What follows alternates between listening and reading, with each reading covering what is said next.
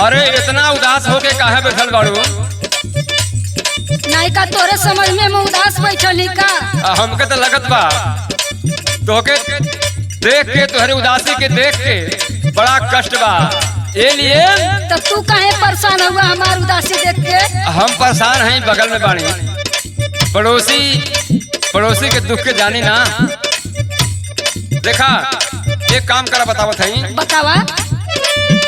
चलो मड़ई में हो, चलो मड़ई में खेलल जा कौनो खेल हो, लगा के करुआ तेल भौजी।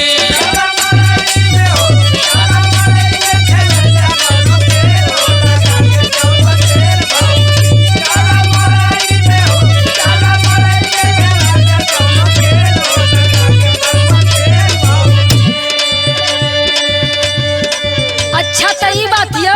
हाँ तो सुना हमरा संगे सके ना पैबा। काहे? सुना हम बताओ थी तोहर कमजोरी। बतावा। चढ़ल जवानी में हो, चढ़ल जवानी में बारी हम गरम हो, उमर बा तोहरी काम देवा।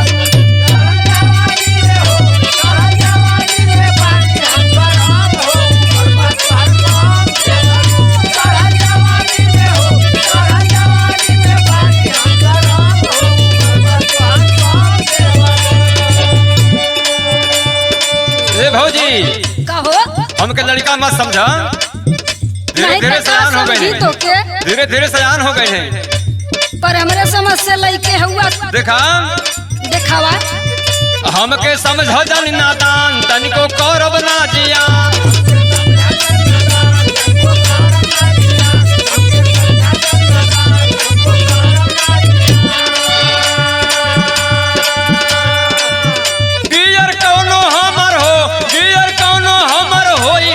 फेल हो, लगा के करुआ तेल भौजी।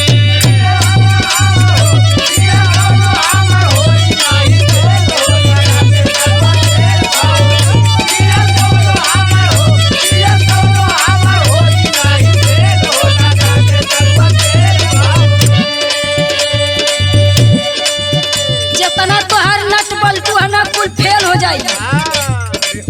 सुना। सुनावा। हमारी जवानी का भार नहीं के सहबाए गवार।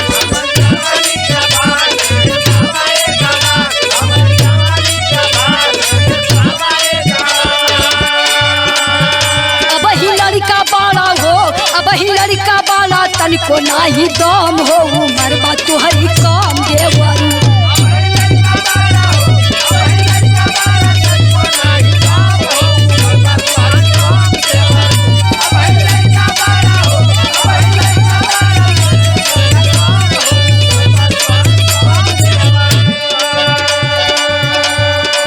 ए भौजी का हो?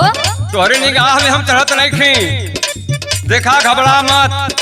काम घबराहट है तो से। दहिया देखत के बा छोट, लेकिन ओतने करब चोट।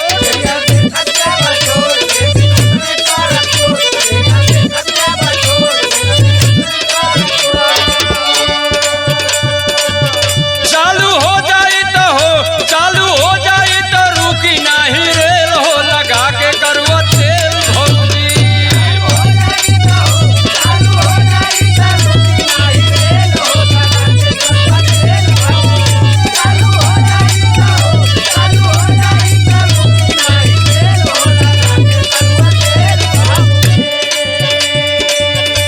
ए देवर बाबुआ का हो? इतना समझदारी, इतना तोहे समझावत ही लेकिन समझत ना हुआ। सुना। बतावा। पतिया माना नंदलाल सही गलाया पंचायत।